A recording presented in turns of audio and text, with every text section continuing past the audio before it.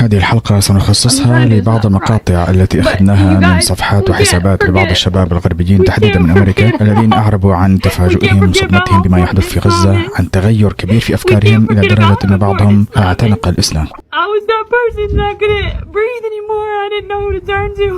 And Islam found me. I did not go looking for Islam. I just feel so grateful for everybody that I've met.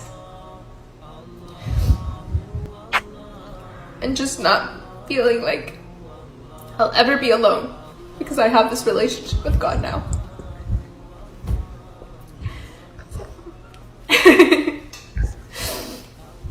If you know me, you know I don't like to cry. Ever since becoming Muslim, I have been getting a lot of hate comments from people who have Islamophobia and hate Muslims. And I read part from the Quran today, and it was just chef's kiss. Amazing. So it's from Al-Ma'idah, Surah number 6:5. I'll read the verse before, number 4. Yet every time a sign comes to them from their Lord, they turn away from it. They have rejected truth whenever it came to them, yet more news will reach them concerning what they have been making a mockery of.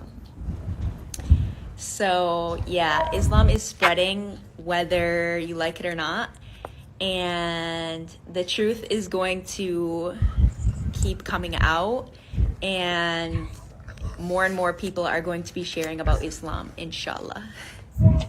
So be prepared to hear a lot more about Islam in the next couple weeks from more and more people on TikTok and social media.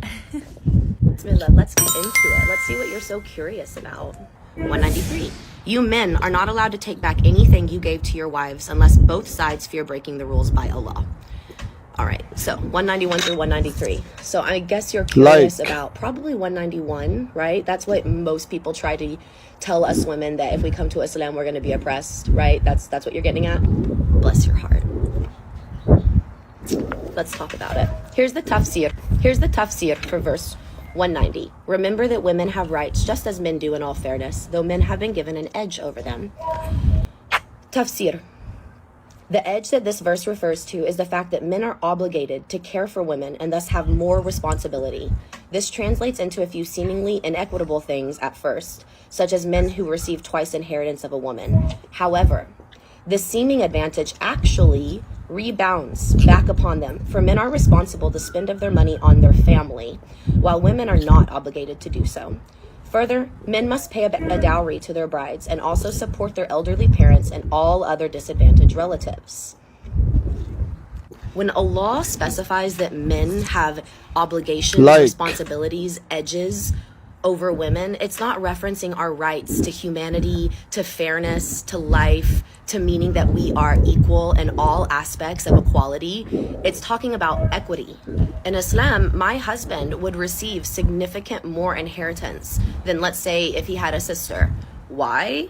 Because my husband is responsible to take the money that he receives and give it to his family and make sure that he is providing for his family. He is obligated to Allah for that. Whatever money that the woman receives, that is her money. She does with it what she wants. She does not have to do anything for a man or anyone else. So yeah, men have been given an edge.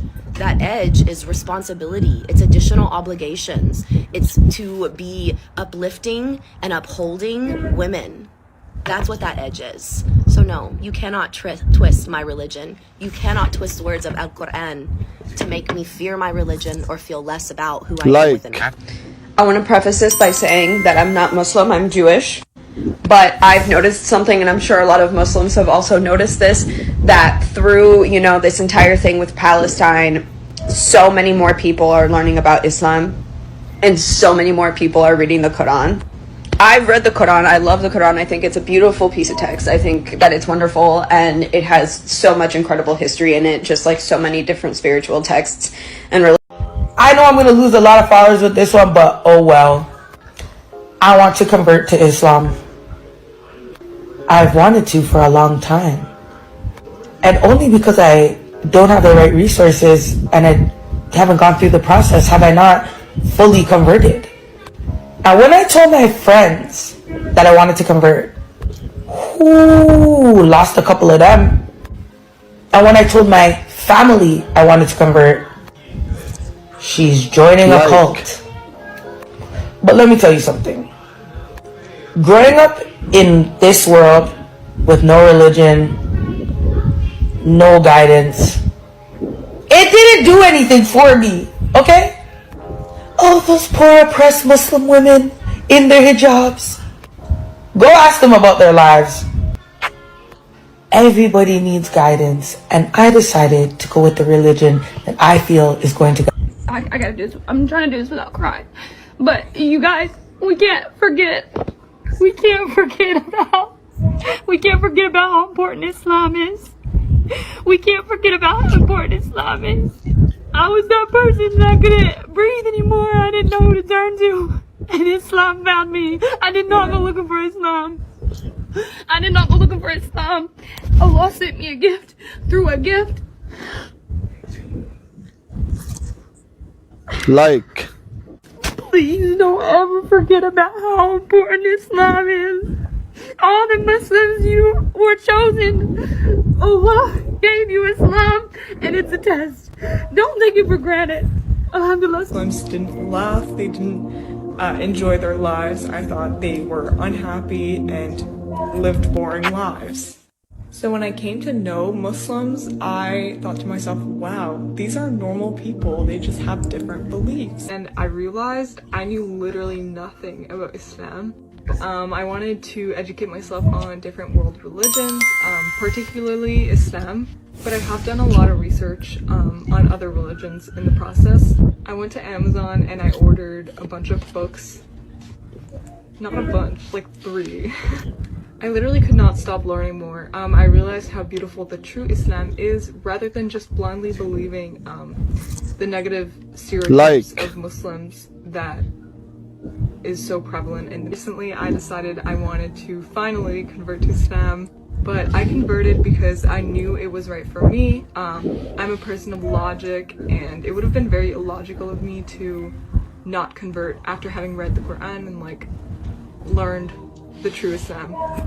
And seeing how coherent Islam is as a whole, how it gives everyone rights and teaches proper human conduct and doesn't have any faults, I basically converted to Islam because I couldn't deny it.